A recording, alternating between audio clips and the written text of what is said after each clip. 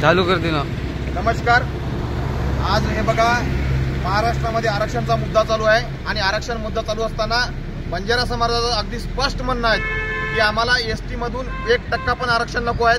आम्हाला आमच्या हक्काचं आरक्षण ज्या पद्धतीने एसटी फ्री झालं पाहिजे अशी मागणी आहे। पण या किनवट माहूर तालुक्यामधील जो आमदार आहेत तो आमदार एका कुणा जातीचा नसून तो आमचा सुद्धा आमदार आहे। त्यासाठी आमदारांनी ज्या पद्धतीने भूमिका घ्यावी त्या पद्धतीनं समाजामध्ये द्वेष करणारी भूमिका त्यांची आहे। मागं पण तुम्ही भाषण ऐकलास, बंजारा समाज उठून घ्या अशा पद्धतीचं बोलणं आहे।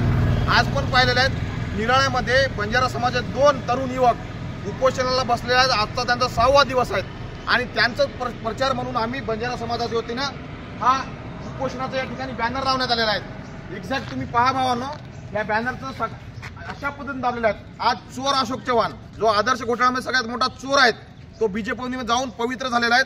तो अशोकराव चव्हाण आज महाराष्ट्रामध्ये येत आहेत। एकीकडे महाराष्ट्रामध्ये संपूर्ण शेतकरी मरत असताना ओला दुष्काळ जाहीर नांदेडून वगळण्यात आलं होतं, परत नाव टाकण्यात आलेलं आहे। हेक्टरी पंजाबची अर्थव्यवस्था 26व्या नंबरवर आहे।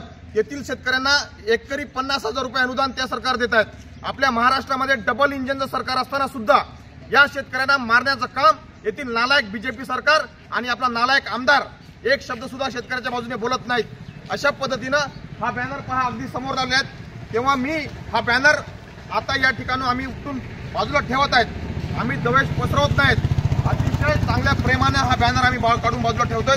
आमदाराला विनंती आहे आणि येथील सर्व आमच्या खास करून आदिवासी भावांना सुद्धा विनंती आहे, भावांनो तुम्ही आपल्या आमदारांच्या बोलण्यावर किंवा आपल्या नेत्याच्या ठेकेदाराच्या बोलण्यावर जाऊ नका, कारण आम्हाला तुमचं आरक्षण अजिबात नको आहे।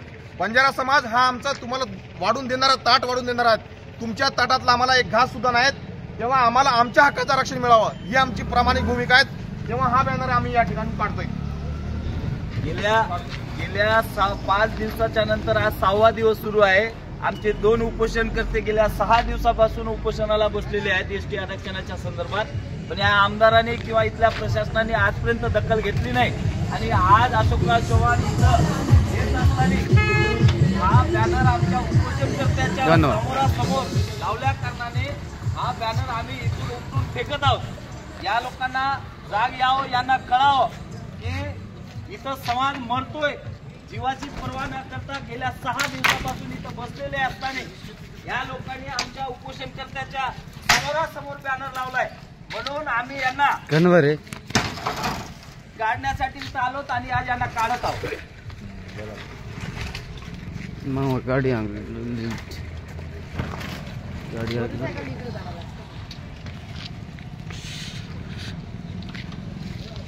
एकीकडे शेतकरी मरत असताना शेतकऱ्याला अनुदान देण्यासाठी या सरकारला जोर येत नाहीत। एकीकडे आदर्श मधला सगळ्यात मोठा चोर अशोक चव्हाण आज त्या ठिकाणी जाऊन पवित्र झालेला आहे। अशा पद्धतीनं नालायक बीजेपी सरकारचं महाराष्ट्रामध्ये काम आहे, जाती जातीमध्ये भांडणं लावायचे आणि या पद्धतीने काम करायचं। नालायक सरकारचं या ठिकाणी काम आहे। आणि भावांनो, आमदार म्हणजे आमदार कुण्या एका जातीचा नसतो।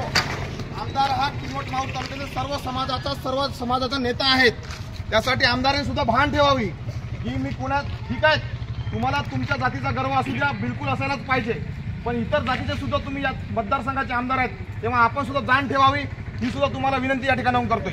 हा बॅनर लावला होता, हा बॅनर दाखवा। बॅनरच्या समोरासमोर या पक्षवाल्यांनी बॅनर लावलाय। म्हणून सोमवार अमोल आडे आणि आम्ही सगळे गोरसेनेचे कार्यकर्ते हा बॅनर काढून फेकला। यांना जाग यावी की उपोषण करते गेल्या 6 दिवसापासून मरत आहे, पण तहसीलदार आला नाही, एसडीएम आला नाही, किंवा हा जो काही आपल्या तालुक्याचा जो काही नायक बनतोय आमदार हा सुद्धा तिथं येऊन त्यांची हाल अपेक्षा बघितला नाही। म्हणून आज हा बॅनर आम्ही काढून फेकलाय। या लोकांना कळावं, 10/10/2000 पासून हा उपोषण चालू आहे। आजचा 6वा दिवस आहे। 6वा दिवस प्रशासनाला कोणाला जाग येत नाहीत। प्रशासन या चोरांच्या मागे लागलेले आहेत, त्यांना कोणी भेट द्यायला तयार नाहीत। अशा परिस्थितीमध्ये हा बॅनर पहा, अजून लोकांच्या लक्षात सुद्धा यावं नाही म्हणून हा समोर बॅनर जाणून बुजून लावलेले आहेत। आम्हाला निषेध करता आला असतो तर आम्ही फाडलो असतो, पण आमच्यामध्ये दुसऱ्याचं कोणाला द्वेष करणारी भूमिका आमची नाहीत, म्हणून रितसरपणे आम्ही बॅनर हा काढून बाजूला ठेवत आहे। त्या ठिकाणी प्रशासनाने समजून घ्यावं आणि जे आमचे उपोषण करतायत त्यांची तात्काळ दखल घ्यावी एवढीच या ठिकाणी विनंती करतो। धन्यवाद।